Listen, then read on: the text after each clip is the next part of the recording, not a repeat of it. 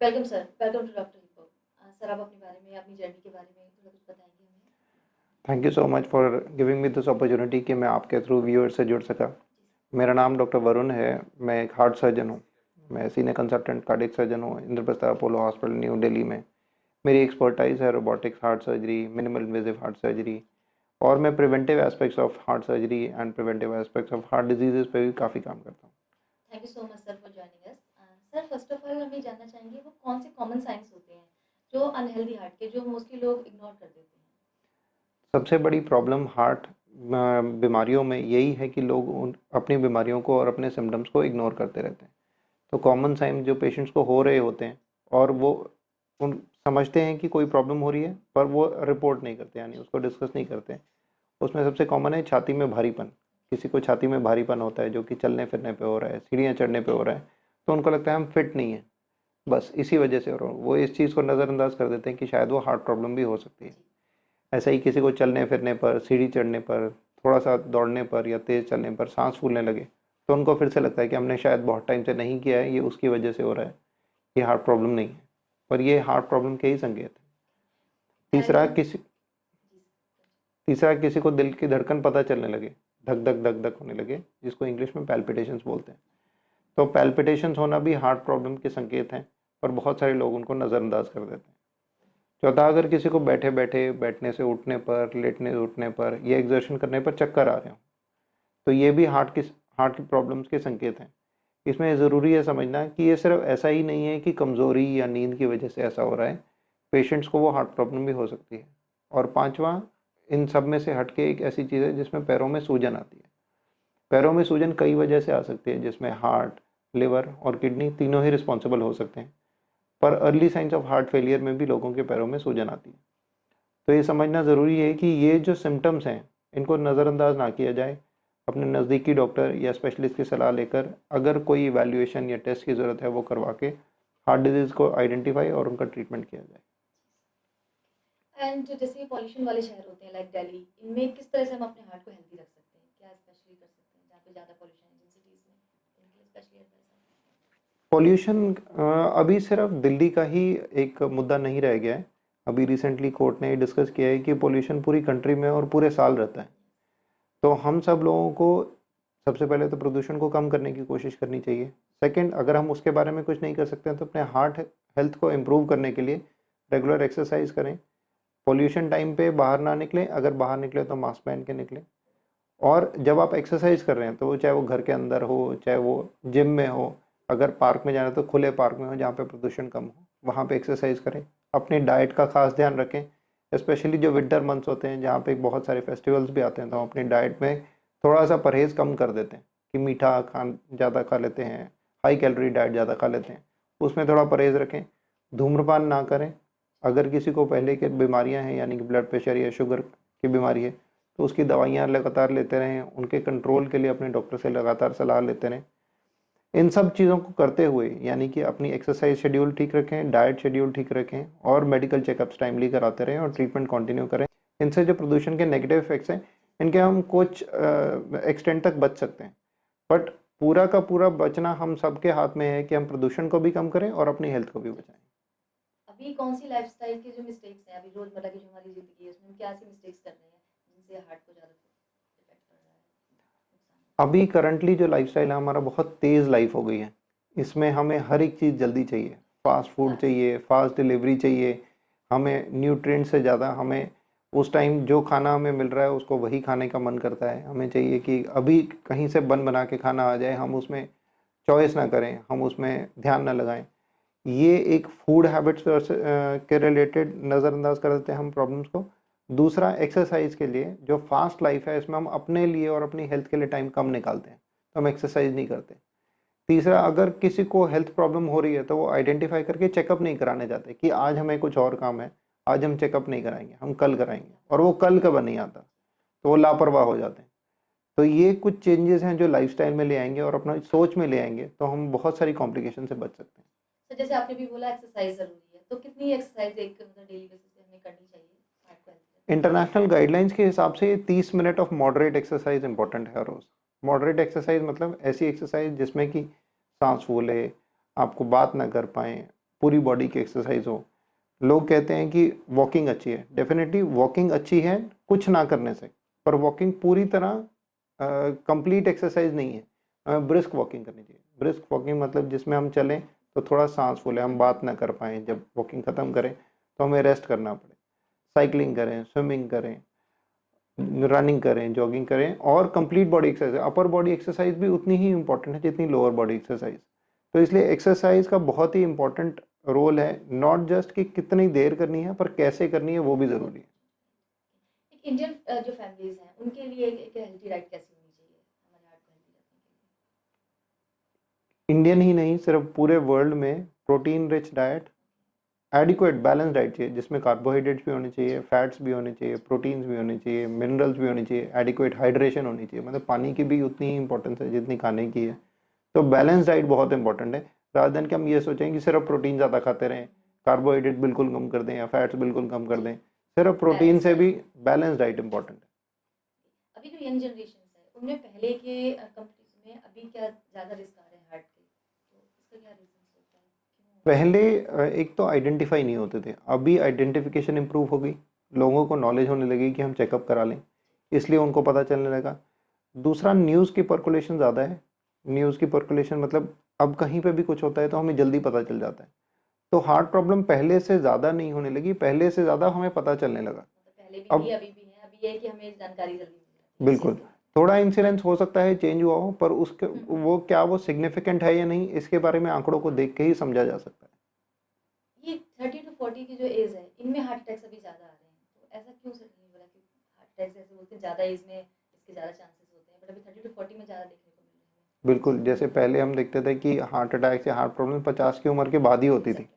पर अब जल्दी होने लगी है। उसकी वजह ये है कि एक तो हमारा लाइफस्टाइल बदल गया है, दूसरा हमारी एनवायरनमेंट बदल गई है। कोविड-19 इन्फेक्शन के बाद भी रिपीटेड वायरल इन्फेक्शन से भी कुछ लोगों में सब क्लिनिकल इन्फ्लेमेशन रहने लगी है। अभी ये पूरी तरह हम लोग आइडेंटिफाई नहीं कर पाए कि क्या इसकी यही वजह है, बट कुछ स्टडीज़ हैं जिसमें पॉजिटिव कोरिलेशन दिखाया गया है, जिससे ये पता चलता है कि सब clinical inflammation and changing lifestyle environment factors, ये सब कुछ मिला के हार्ट डिजीज़ को बढ़ावा देते हैं। इसके लिए बचना ज़रूरी है। इमोशनल स्ट्रेस का क्या असर पड़ रहा है अभी हार्ट पे? अभी मोस्टली लोग इमोशनल डिप्रेशन में ज़्यादा जा रहे हैं, तो उससे हार्ट कैसे इफेक्ट हो रहा है? इमोशनल स्ट्रेस वेरिएबल होता है। इमोशनल स्ट्रेस ये भी है कि किसी को बहुत ज़्यादा डिप्रेशन हो जाए, उसको बोलते हैं ब्रोकन हार्ट सिंड्रोम।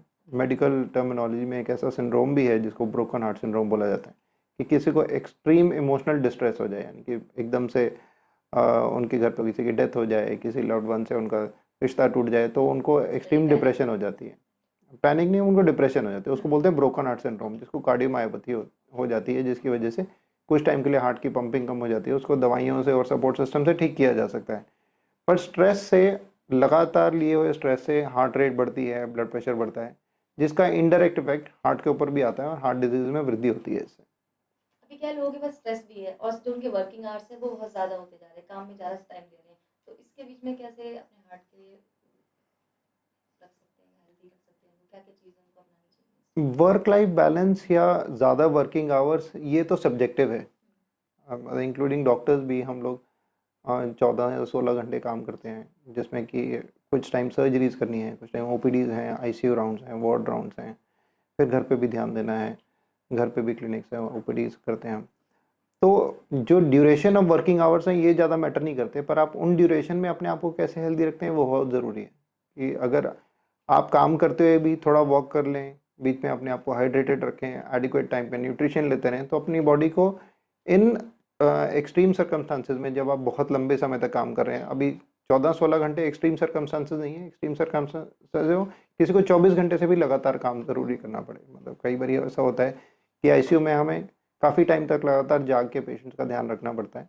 तो उसमें भी ये ज़रूरी है कि अपनी बॉडी को न्यूट्रिशन देते रहें, अगर बीच में पॉसिबल है तो थोड़ी देर रेस्ट दे दें। और सिर्फ मेडिकल प्रोफेशन ही नहीं, ऐसे बहुत सारे और प्रोफेशंस हैं जिनमें कि एक्सट्रीम फिजिकल एक्टिविटीज़ है, एक्सट्रीम वर्किंग कंडीशंस होती हैं। उन सभी में बैलेंस डाइट, इंटरमिटेंट रेस्ट और identification of risk factors important है, कि ये सब कुछ करने से पहले अपनी फिटनेस का भी ध्यान रखें, तभी तो वो कर पाएंगे। जी, सर डाइट्स ठीक है, वो वर्किंग आवर्स में डाइट ले सकते हैं, पर क्या है उनकी जो नींद है, पुअर स्लीप, वो अफेक्ट हो जाती है, मतलब सही से वो सो नहीं पाते, तो इस चीज़ का भी असर पड़ता होगा हार्ट के ऊपर। बिल्कुल, तो उसको कैसे क्रॉनिकली रिड्यूस स्लीप से स्ट्रेस बढ़ता है। तो अगर हम आप अपनी बॉडी को कुछ टाइम तक का ट्रेन कर सकते हैं कि हम 4-6 घंटे सो लें। कुछ स्टडीज़ कहती हैं कि 8 8 घंटे हर रोज़ सोना चाहिए, पर over the period of time ये भी देखा है कि लोग जो 6 घंटे सोते हैं और बीच में इंटरमिटेंटली थोड़ा थोड़ा रेस्ट लेते हैं, वो भी अपने आप को हेल्दी रख सकते हैं। ये सब मॉडिफाइबल फैक्टर्स हैं जो individual health, individual risk factors और इंडिविजुअल एनवायरनमेंट से गवर्न होती है। अभी जो लाइफस्टाइल चल रही है मोस्टली लोगों की लाइफस्टाइल में स्मोकिंग एंड अल्कोहल जगह बना चुका है, तो इसको ये किस तरह से मतलब अभी हार्ट को हमारे इफेक्ट कर रही है, डैमेज कर रही है? स्मोकिंग पूरी बॉडी को इफेक्ट करती है, including heart, lungs, blood vessels, brain. Smoking तो सिर्फ गवर्नमेंट ऑफ इंडिया ही नहीं, वर्ल्ड ओवर गवर्नमेंट से कोशिश कर रही हैं कि स्मोकिंग लोग ना करें और धूम्रपान कम से कम ही नहीं, बिल्कुल बंद कर दें। ड्रिंकिंग का भी एडवर्स इफेक्ट होता है। गाइडलाइंस में पहले एक बहुत ही कम लिमिट ड्रिंकिंग अलाउ की गई थी, पर अब रिसेंट जो इंटरनेशनल गाइडलाइंस हैं हार्ट डिजीज से संबंधी, उनमें ड्रिंकिंग भी बिल्कुल हटा दी गई है।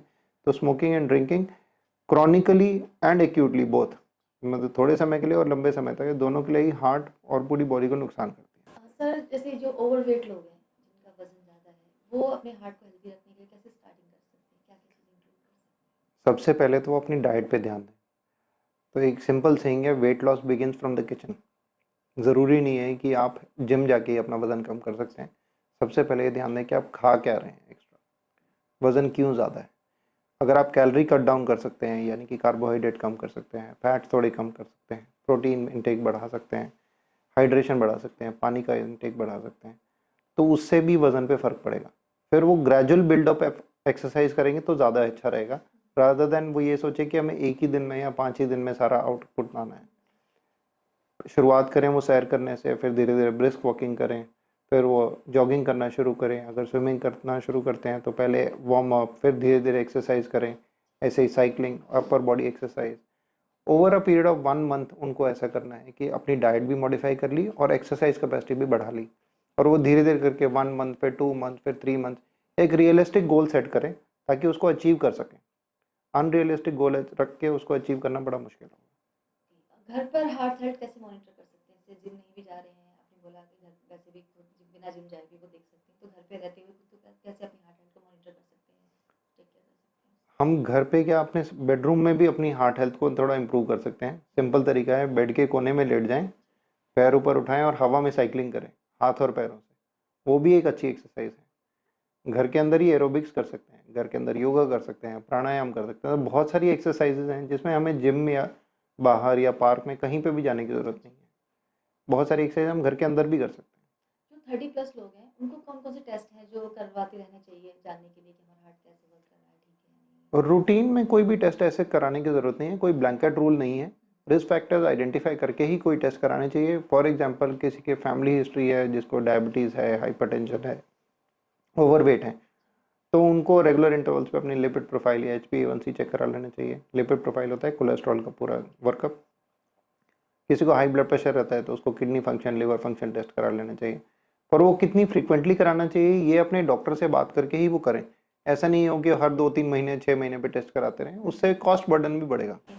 वो कौन से सिम्टम्स होते हैं सर जब एक जो भी पेशेंट है या फिर कोई भी इंसान है उसको फिजिशियन की जगह कार्डियोलॉजिस्ट को कांटेक्ट करना चाहिए? ये ज़रूरी नहीं है कि पेशेंट फिजिशियन के पास जाएं या कार्डियोलॉजिस्ट के पास जाएं। जो कार्डियोलॉजिस्ट भी हैं वो एक टाइम पे फिजिशियन ही हुआ करते थे। तो हमारी जो एजुकेशन सिस्टम है, जिसमें हमें पहले ग्रेजुएशन करनी होती है, फिर पोस्ट ग्रेजुएशन करनी होती है, फिर स्पेशलाइजेशन करनी होती है, ये सब चरण में हर कोई वही सेम पढ़ाई करता है। स्पेशलाइजेशन के टाइम पे थोड़ी थोड़ी चीज़ें अलग हो जाती हैं। तो फिजिशियन वर्सेस कार्डियोलॉजिस्ट में सिर्फ यही फ़र्क है कि फिजिशियन एक ब्रॉड एंगल से देख पाते हैं पेशेंट्स को, और कार्डियोलॉजिस्ट हार्ट स्पेशलिस्ट होते हैं, वो उनको देख पाते हैं। अगर किसी पेशेंट को ये अंदाज़ा है कि उनको हार्ट प्रॉब्लम हो रही है, जैसे कि छाती में दर्द हो रहा है, भारीपन हो रहा है, छाती का दर्द जबड़े में कंधे की तरफ जा रहा है, पैल्पिटेशंस हो रही हैं, उनको पैरों में स्वेलिंग आ रही है, चक्कर आ रहे हैं, तो वो फिजिशियन के पास भी जा सकते हैं और कार्डियोलॉजिस्ट के पास भी जा सकते हैं। कार्डियोलॉजिस्ट के पास डायरेक्टली जाएंगे तो वो सिर्फ हार्ट इवैल्यूएशन होगी, प्लस बाकी सब सिस्टम्स की थोड़ी थोड़ी इवैल्यूएशन होगी। अगर वो फिजिशियन के पास चले जाएंगे तो ओवरऑल पूरी बॉडी का चेकअप भी किया जा सकता है। अगर किसी को ऐसा महसूस हो रहा है किसी हार्ट अटैक आ रहा है तो वो स्टार्टिंग में फर्स्ट स्टेप क्या ले सकता है, या उसके आसपास के जो लोग हैं वो क्या उस टाइम पे हेल्प कर सकते हैं? अगर हम पेशेंट उसको अकेले हैं तो सबसे पहले उनको किसी को मदद के लिए बुलाना है। वो खुद से उस टाइम पे कुछ नहीं कर पाएंगे, क्योंकि अगर वो खुद से कुछ करने की कोशिश करेंगे, ड्राइव करके हॉस्पिटल तक पहुंचने की कोशिश करेंगे, उस टाइम पे हार्ट अटैक हो गया तो अपनी जान को खतरा ही है। अगर बाई चांस किसी से एक्सीडेंट हो गया तो उनकी किसी और की जान को भी खतरा है। तो वो घर पे रहें, जहाँ पे भी हैं उसी पोजीशन में रहें, किसी को बुला लें और कंप्लीट रेस्ट पे चले जाएं। ये सबसे ज़्यादा ज़रूरी है। अगर घर पे कोई और है तो उनको भी अब सबसे पहले यही करना है कि सबसे नज़दीकी डॉक्टर के पास ले जाएं पेशेंट्स को। अगर घर पे कुछ दवाइयाँ हैं बेसिक जो अपने डॉक्टर से पूछ के वो ले सकते हैं तो वो ले लें, और अगर नहीं ले सकते हैं तो पेशेंट को बिल्कुल रेस्ट पे लेके जल्दी से जल्दी किसी नज़दीकी हॉस्पिटल में ले जाएं। ऐसा कोई ब्लड टेस्ट वगैरह है जिससे हम पहले से अंदाज़ा लगा सकते हैं कि हाँ, इनके आगे जाके हार्ट अटैक की प्रॉब्लम आ सकती है? कई सारे ब्लड टेस्ट हैं जो मार्कर्स हैं इन्फ्लेमेशन के, और ये चांसेस बताते हैं कि आने वाले टाइम में हार्ट प्रॉब्लम्स हो सकती हैं, वैस्कुलर प्रॉब्लम्स हो सकती हैं। अभी रिसेंटली ट्रेंड है एपोलाइपोप्रोटीन का, हाई सेंसिटिविटी ट्रोपोनिन्स का। ये सारे टेस्ट हैं जिनसे कि ये पता चलता है कि वैस्कुलर इन्फ्लेमेशन मार्कर्स हैं, इनमें आगे जाके वैस्कुलर इन्फ्लेमेशन हो सकते हैं, ब्लड वेसल्स में सूजन हो सकती है कि नहीं। यही मार्कर से अंदाज़ा लगाया जाता है कि पेशेंट्स को हार्ट प्रॉब्लम हो सकती है कि अभी जो कोलेस्ट्रॉल है उसको मेनली काफ़ी बड़ा फैक्टर माना जाता है हार्ट अटैक या मतलब हार्ट प्रॉब्लम को लेकर के, तो उसको कैसे हम मैनेज कर सकते हैं बिना मेडिसिन के कंट्रोल कर सकते हैं? नहीं। सबसे पहले तो सिर्फ कोलेस्ट्रॉल के बारे में ये नहीं सोचेंगे कि कोलेस्ट्रॉल ही एक रीज़न है जिसकी वजह से हार्ट प्रॉब्लम हो रही है। Definitely cholesterol one of the reasons हैं। अगर कोलेस्ट्रॉल को हम कंट्रोल करके रखेंगे तो बाकी सब रिस्क फैक्टर्स को भी कंट्रोल करके रखना ही है। कोलेस्ट्रॉल सिर्फ एक फैक्टर है, चाहे वो एलडीएल है चाहे वो एचडीएल है, उनकी मात्रा विद इन नॉर्मल लिमिट्स रहे तो अच्छा है। एलडीएल बैड कोलेस्ट्रॉल होता है, सबको पता है, एचडीएल गुड कोलेस्ट्रॉल होता है। तो उसको ठीक करने के लिए डाइट ठीक रखें, एक्सरसाइज करते रहें, और अगर ज़रूरत पड़े तो कोई दवाइयों का सहारा भी लिया जा सकता है। इसके अलावा हाई ब्लड शुगर जो है उसको भी काफ़ी एक बड़ा फैक्टर माना जाता है, तो मतलब उसको किस तरह वो नुकसान पहुंचा रहा है अभी हार्ट को? बिल्कुल, डायबिटिक्स में हार्ट प्रॉब्लम ज़्यादा होती हैं। सिर्फ हार्ट प्रॉब्लम में नहीं, और ब्लड वेसल प्रॉब्लम, स्ट्रोक के इंसिडेंसेस भी हाई ब्लड प्रेशर और हाई ब्लड शुगर पेशेंट्स में ज़्यादा पाए गए हैं। इससे भी अगेन ब्लड वेसल्स के अंदर की इन्फ्लेमेशन बढ़ती है, उनकी टाइटनेस बढ़ती है हाइपरटेंशन के टाइम पे। तो इससे जो सिर्फ हार्ट की नहीं पूरे शरीर की नसों को नुकसान होता है। हम ये नहीं सोचें कि सिर्फ हार्ट की नसों को नुकसान हो रहा है। हार्ट की नसों को नुकसान इसीलिए एकदम से हाईलाइट हो जाता है क्योंकि उसमें जान को खतरा बन जाता है। अगर यही जो नुकसान है हाथ या पैरों की नसों में बने तो उनमें बोलते हैं पेरिफेरल वास्कुलर डिजीज है, तो वो जान को खतरा नहीं बनता, वो लिम्ब को खतरा है, थ्रेट टू लिम्ब है, थ्रेट टू लाइफ नहीं है। पर हार्ट की बीमारी ऐसी है जिसमें थ्रेट टू लाइफ हो जाता है, इसलिए ज़्यादा इंपॉर्टेंट हो जाती है। हाइपरटेंशन अभी मतलब एग्जैक्टली आप थोड़ा सा मुझे ब्रीफ करेंगे? इसको एक्चुअली साइलेंट किलर बोला जा रहा है अभी, तो क्या कैसे खतरनाक है थोड़ा सा? हाइपरटेंशन मतलब high blood pressure. High blood pressure कहीं पे भी रहेगा, नॉर्मल से ज़्यादा प्रेशर पे जब वहाँ पे ब्लड पहुँच रहा है तो वो उस ऑर्गन को डैमेज कर रहे हैं। चाहे वो आंखें हैं जिसमें हाइपरटेंसिव रेटिनोपैथी होती है, जो स्ट्रोक है यानी कि दिमाग के अंदर ब्लीडिंग हो जाए या वहाँ पे एकदम से वेसल्स टाइट हो जाए, ब्लड सप्लाई कम हो जाए। किडनीज़ हैं जहाँ पे कि हाइपरटेंशन, क्रॉनिक हाइपरटेंशन से किडनी फेल हो जाती है। पैरों की नसें हैं जहाँ पे ब्लॉकेज हो जाए तो पैरों की नसों में ब्लड सप्लाई कम हो जाती है। ऐसे ही हार्ट में मसल मोटी हो जाती है क्योंकि उसको पंप करते रहना पड़ता है। Demand supply mismatch plus pump के जो मसल है वो बड़ी होना, प्लस कोरोनरी आर्टरीज यानी कि हार्ट की अपनी नसों में भी इसकी वजह से ब्लॉकेज हो जाती है। तो ये सारा एक पूरा एक सिनेरियो बन जाता है जो कि लाइफ थ्रेटनिंग है, मल्टीपल ऑर्गन्स को डैमेज करता है हाइपरटेंशन। अभी हार्ट डिसीज को लेके ना काफ़ी सारे मिथ्स रहते हैं लोगों में, कभी उनको जो सिम्टम्स होते हैं उन्हें लगता है कि गैस हो रही है या फिर कुछ और हेडेक वगैरह है, तो कैसे आइडेंटिफाई करेंगे कि एग्जैक्टली ये हार्ट प्रॉब्लम है, हार्ट डिसीज की ये सिम्टम्स है या फिर? ये बहुत ही अच्छा सवाल है कि बहुत सारे लोगों में कन्फ्यूजन रहती है कि गैस की प्रॉब्लम है या हार्ट अटैक है। तो कुछ कुछ चीज़ें हैं जिनसे डिफ्रेंशिएट किया जा सकता है।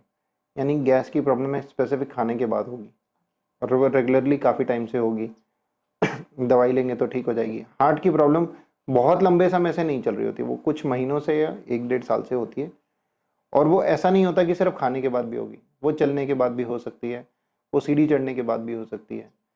गैस की प्रॉब्लम स्पेसिफाइड इंटरवल्स पे होगी कि जब भी खाना खाए या तो इस एकदम उससे पहले या एकदम उसके बाद।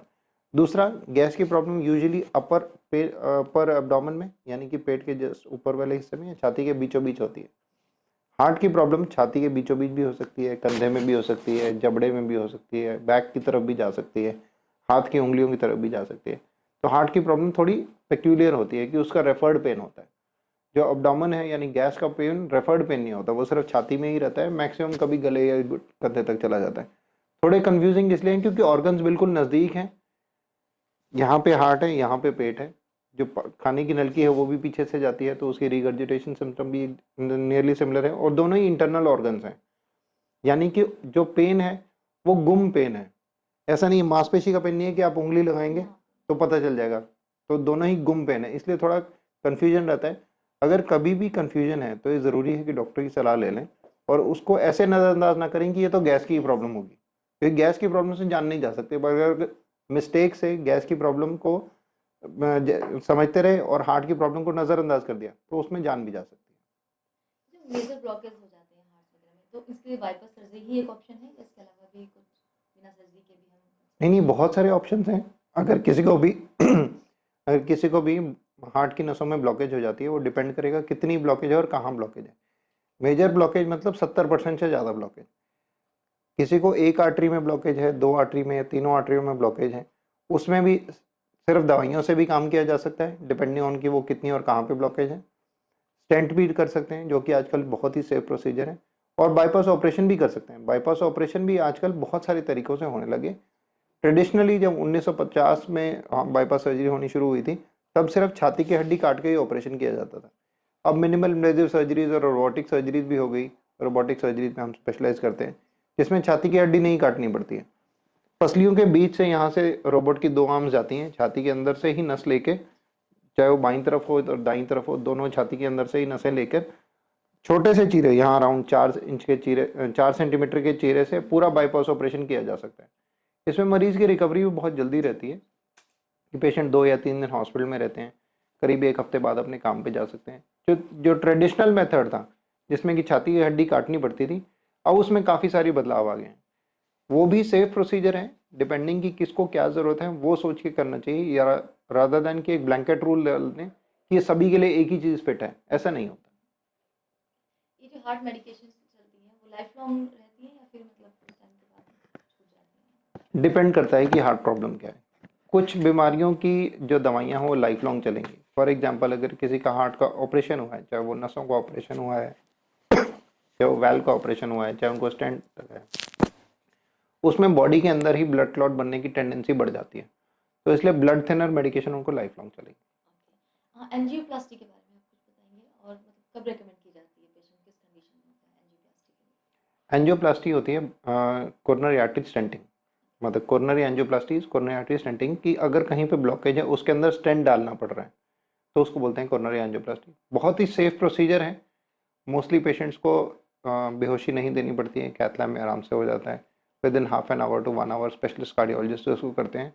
हॉस्पिटल में रहने की भी 1 या 2 दिन से ज़्यादा की ज़रूरत नहीं पड़ती है। बहुत सेफ प्रोसीजर, इसमें डरने की भी बिल्कुल बात नहीं है, और इससे बहुत short term and long term complication से बचा जा सकता है। कोई अगर हार्ट पेशेंट है तो उनके लिए एयर ट्रैवल कितना सेफ है, करना चाहिए या नहीं करना चाहिए? अगर एब्सोल्यूट नेसेसरी है, फॉर एग्जांपल हमारे पास बाहर से विदेशों से भी पेशेंट्स आते हैं, तो उनको प्रॉब्लम है और उनको नेसेसरी है कि वो करना ही पड़ेगा इलाज के लिए, तो करना चाहिए। अदर देन दैट, अगर डायग्नोस्ड हार्ट प्रॉब्लम है तो उनको एयर ट्रैवल थोड़ा अवॉइड करना चाहिए, क्योंकि चांसेस हैं कभी ऑक्सीजन प्रेशर कम हो जाए, एयर प्रेशर कम हो जाए, या एक्सर्शन करनी पड़ जाए, तो उस टाइम हार्ट प्रॉब्लम बढ़ सकती है। तो अगर पॉसिबल है कि वो बिना किए काम चलता है तो वो ना करें। अगर किसी को हार्ट अटैक हुआ है एंड उसके बाद में वो रिकवरी करने का ट्राई कर रहे हैं, तो उनकी जो मेंटल हेल्थ है वो इस चीज़ को कैसे इफेक्ट करती है, कि मेंटल हेल्थ का भी हार्ट रिकवरी के टाइम पे मतलब असर पड़ता है, या उसका उससे नहीं है कोई? बिल्कुल, इसमें बहुत ही इम्पोर्टेंट है कि उनकी मेंटल हेल्थ को स्टेबल रखा जाए, क्योंकि कई बारी हार्ट पेशेंट्स अपना ही जीने की इच्छा छोड़ देते हैं, उनको लगता है हमें हार्ट प्रॉब्लम हो गई, अब हम आगे बढ़ पाएंगे कि नहीं। फैमिली एंड फ्रेंड्स का इसमें बहुत इंपॉर्टेंट रोल है कि उनको मोटिवेशन करते रहें, स्पेशली आफ्टर मेजर सर्जरी। अगर किसी को हार्ट बाईपास या हार्ट वैल्व ऑपरेशन हुआ है, तो उसके बाद पेशेंट्स को लगता है कि अब हम आगे नॉर्मल लाइफ जी सकते हैं कि नहीं। बहुत सारे पेशेंट्स हमारे पास आते हैं ऐसे, तो वो बिल्कुल नॉर्मल जी सकते हैं। उनको थोड़ी मोटिवेशन और सपोर्ट की ज़रूरत होती है। मेंटल हेल्थ एक मेजर फैक्टर है जिसको काफ़ी टाइम से नज़रअंदाज किया जा रहा है, पर अब बहुत काम हो रहा है उसके ऊपर। कोई भी हार्ट है उसको हेल्थी रखने के लिए आयुर्वेदिक या फिर कुछ होम रेमेडीज कैसे हेल्प कर सकती है, कुछ recommend कर सकते मैं आयुर्वेदिक एक्सपर्ट तो नहीं हूँ। कुछ होम रेमेडीज़ हैं जो बचपन से मैं सीखता है, यानी कुछ कुछ एंटीऑक्सीडेंट फूड्स होते हैं कि वेजिटेबल फूड्स लेते रहें, हल्दी का बीच बीच में सेवन करें। एंटीऑक्सीडेंट फूड्स का एक इम्पॉर्टेंट रोल माना गया है। ऑयल कम रखें खाने में। तो घर में आयुर्वेदिक रेमेडीज से ज़्यादा ज़रूरत है कि हम अपने घर की डाइट और लाइफस्टाइल पे ध्यान दें। आयुर्वेदा का मैं एक्सपर्ट नहीं हूँ, उसके लिए हमें किसी और से बात करनी पड़ेगी। अभी जैसे विंटर्स चल रहे हैं तो इस मौसम में जो हार्ट पेशेंट है उनको क्या एक्स्ट्रा प्रिकॉशंस या फिर करना चाहिए? तो विंटर्स में बाहर का जो तापमान होता है वो कम होता है, तो हमारे शरीर की गर्मी को बचाने के लिए जो नसें हैं वो सिकुड़ जाती हैं, उससे ब्लड प्रेशर बढ़ जाता है। तो जिनको ऑलरेडी एस्टैब्लिश हार्ट प्रॉब्लम्स हैं उनके लिए ये जो सीज़न है ये थोड़ा सा अनकंफर्टेबल हो जाता है। तो अगर दवाइयाँ मॉडिफाई करने की ज़रूरत है, एक्सरसाइज इंडोर्स करने की ज़रूरत है, इंडोर्स मतलब घर के जी अंदर जी। एक्सरसाइज करने की ज़रूरत है, या अपनी डाइट को थोड़ा मॉडिफाई करने की ज़रूरत है, तो वो पहले ही कर लें, यानी कि कॉम्प्लिकेशन आने से पहले। बल्कि अगर हार्ट प्रॉब्लम हो गई और तब करने की कोशिश कर रहे हैं फिर तो एक कॉम्प्लिकेशन के थ्रू गुजर के ही होगा। रोबोटिक सर्जरी जैसे आप एक्सपर्ट हैं अभी उसमें, उसके क्या बेनिफिट्स रहते हैं पेशेंट्स को? रोबोटिक सर्जरी एक बहुत ही एडवांस सर्जरी प्रोसीजर है। इसमें कोई भी ऑपरेशन है, चाहे वो बाईपास ऑपरेशन है, चाहे वो वाल्व ऑपरेशन है, दिल के छेद का ऑपरेशन है, दिल के ट्यूमर का ऑपरेशन है, अनियमित गति का ऑपरेशन है, ये सारे ऑपरेशन बिना छाती की हड्डी काटे किए जा सकते हैं। इसमें पसलियों के बीच में छोटे छोटे छेद बनाए जाते हैं, अगर बाईपास ऑपरेशन करना है तो लेफ्ट साइड पे, और अगर वाल्व ऑपरेशन या ट्यूमर ऑपरेशन करना है तो राइट साइड पे। ये पसलियों में छेद बनाने से क्या होता है कि बॉडी को इंजरी बहुत कम है, छाती की हड्डी नहीं काटनी पड़ती, तो ब्लीडिंग कम होती है, मोस्टली पेशेंट को ब्लड देने की ज़रूरत नहीं पड़ती, पेन कम रहता है, आईसीयू में करीब एक दिन ही रहना होता है, पूरा हॉस्पिटल स्टे ऑपरेशन के बाद 3 या 4 दिन में पेशेंट घर चले जाते हैं। एक हफ्ते बाद बहुत सारे पेशेंट हमारे नियरली 90% हमारे पेशेंट जो एक हफ्ते बाद वापस अपने काम पे ज्वाइन कर लेते हैं। तो रोबोटिक सर्जरी एनेबलर है कि हमें एडवांस टेक्नोलॉजी एनेबल कर रही है कि हम कॉम्प्लेक्स प्रोसीजर भी बहुत ही सिंपल तरीके से कर सकते ये हर पेशेंट के लिए सूटेबल होती है रोबोटिक सर्जरी? हैं। नहीं, अभी नहीं। इसमें पेशेंट चॉइस और पेशेंट सिलेक्शन बहुत इंपॉर्टेंट है। हर पेशेंट के लिए रोबोटिक सर्जरी नहीं की जा सकती। इसको किसके लिए फ़ायदेमंद रहेगा और कैसे कर सकते हैं, इसका फैसला पेशेंट की फैमिली, पेशेंट खुद और स्पेशलिस्ट सर्जन जो कि ट्रेंड है रोबोटिक्स और मिनिमल इन्वेजिव सर्जरी में, वो मिल के लेते हैं।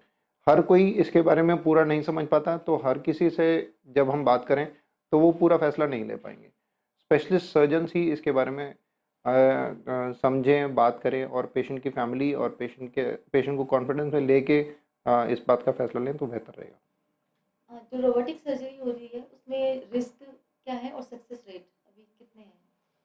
रोबोटिक सर्जरी का success rate actually open surgery से भी बेटर है, रिस्क फैक्टर्स भी कम है। इसका रीज़न है कि शरीर को और छाती को चोट कम पहुंचती है, कि कहाँ तो पूरा कट किया, छाती की हड्डी काटनी पड़ी, ब्लीडिंग ज़्यादा हुई, कहाँ ये कट नहीं हुआ, अराउंड 8 मिलीमीटर का छेद हुआ तो शरीर को इंजरी कम हुई। तो इसी वजह से रिस्क फैक्टर्स कम हो गए कि ब्लीडिंग कम हुई, इन्फेक्शन के चांसेस कम हो गए। किसी को डायबिटीज़ है तो उनका शुगर कंट्रोल करने की जब ज़रूरत पड़ रही है, तो ये अगर छाती पूरी कटी होगी तो शुगर बहुत ही स्ट्रिक्टली कंट्रोल करनी पड़ेगी और इन्फेक्शन के रेट बढ़ जाएंगे। ब्लीडिंग कम होगी तो हमें ब्लड ट्रांसफ्यूजन्स नहीं करनी देनी पड़ेंगी, ज़्यादा ब्लड ट्रांसफ्यूजन के अपने साइड इफ़ेक्ट्स होते हैं। दर्द की दवाइयाँ कम देनी पड़ेंगी, फिजियोथेरेपी सेशंस कम रहेंगे, एंटीबायोटिक्स का यूज़ कम होगा। तो रोबोटिक्स सिर्फ ऐसा ही नहीं कि तकनीक में बेनिफिशियल है, उसके आउटकम्स, कॉम्प्लिकेशंस और अर्ली रिकवरी में बहुत ही डिफरेंट है ओपन एंड कन्वेंशनल सर्जरी एक कॉम्प्लिकेटेड सर्जरी में रोबोट क्या हेल्प, सर्जन की क्या हेल्प करता है? से। रोबोट बहुत सारी चीज़ों में हेल्प करता है। फर्स्ट ऑफ ऑल मैग्नीफाई कर देता है। जब हम नॉर्मल आंखों से देखते हैं या हम सर्जिकल लूप्स लगाते हैं, तो जब हम सर्जिकल लूप लगाते हैं तो 4 या 5 गुना मैग्नीफिकेशन होती है, तो रोबोट उसको 10 गुना मैग्नीफाई कर देता है। छोटी सी अराउंड 2 मिलीमीटर की आर्टरी 2 सेंटीमीटर की दिखने लगे तो उसके ऊपर जो काम करने की प्रिसीजन है वो बढ़ जाएगी। दूसरा, इंस्ट्रूमेंट्स बहुत छोटे छोटे होते हैं और वो शरीर के अंदर जाके ऑपरेट कर सकते हैं, तो हमारी फिंगर से नियरली 1/5 मोटाई के इंस्ट्रूमेंट्स होते हैं, तो वो चीज़ों को बहुत ही बारीकी से पकड़ सकते हैं। ऐसे ही कोई भी अंदर ऑपरेशन करना है, टाँके लगाने हैं, कट लगाने हैं, तो बहुत ही प्रिसीजन सर्जरी हो जाती है। तो सर्जन्स को ये मदद मिलती है कि एक तो छाती के ऊपर झुक के, मतलब मरीज़ की छाती के ऊपर झुक के कंटिन्यूअसली काम नहीं करना पड़ता, तो थकान कम होती है। जब थकान कम होगी तो एफिशिएंसी बढ़ जाएगी, तो ये सर्जन्स को फ़ायदा रहता है। पेशेंट्स को ये फ़ायदा रहता है कि उनके अंदर इंजरी कम है और सेफली सर्जरी हो जाती आफ्टर रोबोटिक सर्जरी कितने टाइम में रिकवर कर जाता है? अपनी नॉर्मल लाइफ में पेशेंट कब तक वापस आ सकता है। जैसे कि मैंने आपको बताया, पेशेंट 2 या 3 दिन हॉस्पिटल में रहते हैं और एक हफ्ते बाद अपना नॉर्मल काम ज्वाइन कर सकते हैं। है?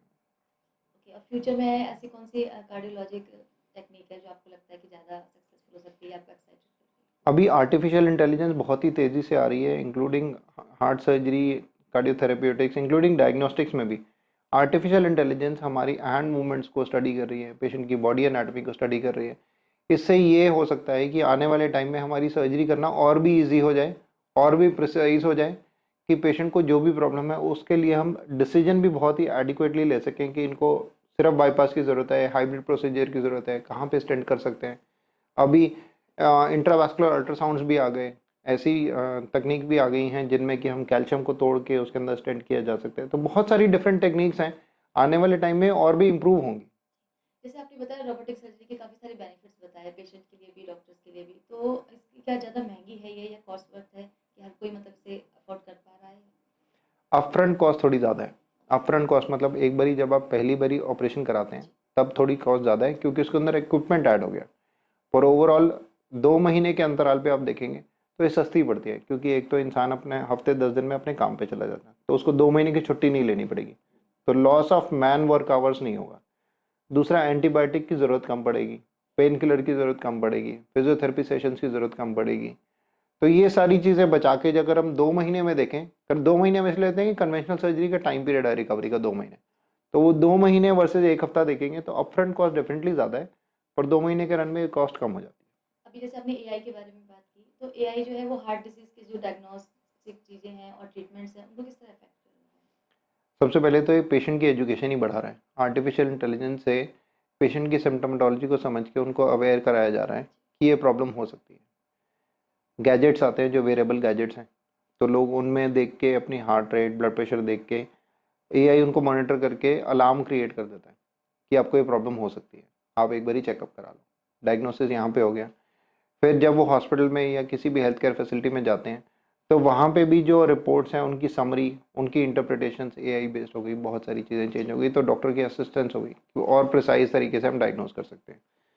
फिर इमेजिंग मोडालिटीज़ भी ऐसी आ गई, artificial based and advance technology based, जिससे कि छोटी छोटी प्रॉब्लम को भी बहुत ही जल्दी आइडेंटिफाई किया जा सकता है।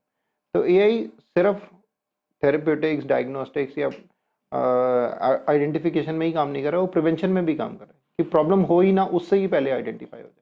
तो अभी जैसे टेक्नोलॉजी हमें इतना हेल्प कर रही है, तो आपके अकॉर्डिंग क्या आने वाले टाइम में रोबोट्स जो है सर्जन को रिप्लेस कर सकते हैं? और रिप्लेस करना थोड़ा मुश्किल होगा। सबसे पहले तो इसमें एथिकल कंसिडरेशंस भी आएंगी कि कोई भी अगर प्रॉब्लम होती है या पेशेंट के साथ उसका इलाज करना है तो रिस्पॉन्सिबल कौन होगा, तो ह्यूमन इंटरवेंशन बहुत इंपॉर्टेंट रहेगी। दूसरा, हेल्थ केयर का एक इंटीग्रल पार्ट सिर्फ ट्रीटमेंट ही नहीं, एम्पैथी भी है। मतलब एक इंसान को दूसरे इंसान से मिलना ज़रूरी है, उसकी प्रॉब्लम सिर्फ ट्रीटमेंट बेस्ड ही नहीं है, उसकी प्रॉब्लम उस सिनेरियो बेस्ड भी है जिससे वो बीमार होकर निकल रहा है। तो रिप्लेस करना तो पूरी तरह पॉसिबल नहीं होगा, पर डेफिनेटली टेक्नोलॉजी और ह्यूमन मैनकाइंड दोनों हैंड इन हैंड जाएंगे, दोनों को एक साथ एक दूसरे की सहायता करके चलना होगा। जो हार्ट पेशेंट्स हैं, तो उनके फैमिली मेंबर्स को भी कुछ उनके लिए टिप्स पता होने चाहिए कि उनको किस तरह केयर कर सकते हैं, किस तरह उनकी देखभाल कर सकते हैं। उनके फैमिली मेंबर्स के लिए आप कुछ टिप्स बताना चाहेंगे? सबसे पहले तो ये ज़रूरी है समझना कि केयर तो बाद में करेंगे, पहले वो अपना केयर कर लें। हार्ट जो डिजीज़ेज़ हैं वो यूजुअली फेमिलियल होती हैं। फेमिलियल मतलब पेरेंट्स को या तो बच्चों को हो सकती हैं, उनके बच्चों को या तो भाई बहनों को चेकअप करना होगा। तो ये ज़रूरी है कि वो अपने रिस्क फैक्टर्स आइडेंटिफाई कर लें। फिर दूसरा, अगर किसी को हार्ट प्रॉब्लम हो गई है तो ये एक अनदर इम्पॉर्टेंट फैक्ट है कि पूरी फैमिली का लाइफस्टाइल चेंज होना चाहिए। हम किसी एक को आइसोलेट नहीं कर सकते कि तुम्हें खाना कम नमक वाला मिलेगा, कम तेल वाला मिलेगा, कम कार्बोहाइड्रेट मिलेगा, बाकी सब बाहर का खाएंगे। तो ऐसा नहीं होना चाहिए। पूरी एक फैमिली का लाइफस्टाइल चेंज होगा तो वो मोटिवेशनल भी रहेगा और उसका आउटकम भी अच्छा आएगा।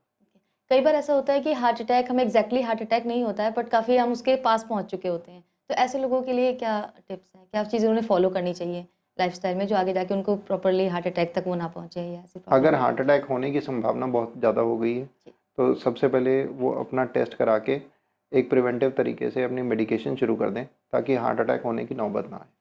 सबसे पहला काम यही है। लाइफस्टाइल चेंजेस अब सेकेंडरी हो जाएंगे। इनिशियली जब तक कुछ प्रॉब्लम नहीं हुई तो लाइफस्टाइल चेंजेस प्राइमरी है। जब प्रॉब्लम हो गई या होने के कगार पे है तब मेडिसिन, अर्ली डायग्नोसिस, ये इंपॉर्टेंट है। Lifestyle changes side by side चलते रहेंगे। ओके। अभी हार्ट पेशेंट्स मेट्रो सिटीज़ में भी हैं, स्मॉल टाउन्स में भी हैं, वहाँ भी कार्डियोलॉजिस्ट हैं, उनका इलाज हो रहा है। दोनों में डिफरेंस क्या है ट्रीटमेंट्स में? कोई ज़्यादा फर्क नहीं है। ओके। मेट्रो सिटीज़ में थोड़ा एडवांसमेंट्स जल्दी आ जाती हैं। जी। स्मॉलर टाउन्स में एडवांसमेंट्स आने में थोड़ा टाइम लगता है, पर डॉक्टर्स, फिजिशियन, सर्जन सभी जगह क्वालिफाइड है, लेवल ऑफ सर्विसेज सब जगह सेम है। इट इज़ जस्ट दैट कि उनको टेक्नोलॉजिकली बैकअप कितना मिलता है, सिस्टम बैकअप कितना मिलता है, इन सब चीज़ों में फ़र्क पड़ता है। बड़े हॉस्पिटल्स वर्सेस छोटे हॉस्पिटल्स में डॉक्टर्स में फ़र्क नहीं होता, फैसिलिटीज़ और बैकअप का फ़र्क होता है कि अगर कोई प्रॉब्लम हो गई तो वो संभाल सकते हैं कि नहीं। Okay sir, and the last आपका कोई इंपॉर्टेंट मैसेज पब्लिक के लिए, अपने हार्ट को कैसे सेफ रखें, कैसे हेल्थी रखें? सबसे इम्पॉर्टेंट है अवेयरनेस। एक बहुत ही पुरानी सेइंग है जिसमें बोलते हैं, eyes don't see what the brain doesn't know. आंखें वो देख नहीं पाती हैं जिसके बारे में दिमाग को पता ना। तो अवेयरनेस इंपॉर्टेंट है। अगर पता होगा कि हार्ट प्रॉब्लम ऐसे हो सकती है तो हम उससे कैसे बच सकते हैं, अगर हो गई तो उसका इलाज क्या है, इलाज में भी क्या क्या पॉसिबिलिटीज़ हैं, मोस्ट एडवांस थेरेपीज़ क्या हैं, चाहे वो स्टेंटिंग है, रोबोटिक सर्जरी है, आर्टिफिशियल इंटेलिजेंस बेस्ड डायग्नोस्टिक्स है, क्या चीज़ कहाँ पे अवेलेबल है। तो सबसे इम्पॉर्टेंट चीज़ अवेयरनेस है। सेकंड चीज़ अफोर्डेबिलिटी, लॉजिस्टिक, सब कुछ बाद में आता है। अगर इंसान को पता ही नहीं होगा कि वो हार्ट प्रॉब्लम आइडेंटिफाई कर सकता है कि नहीं, उससे बच सकता है कि नहीं, उसका ट्रीटमेंट कैसे कर सकता है, तो वो कुछ नहीं कर पाएगा। Okay sir, thank you so much for your valuable time and tips. Thank you so much इस अपॉर्चुनिटी के लिए कि मैं आपके थ्रू व्यूअर से जुड़ सका, और thank you so much for the insightful session, जिसमें कि आई एम श्योर हम बहुत सारे लोगों की लाइफ में डिफरेंसेस ला पाएंगे और उनको हार्ट संबंधित बीमारियों से और कॉम्प्लिकेशन से बचा पाएंगे। Thank you. Thank you.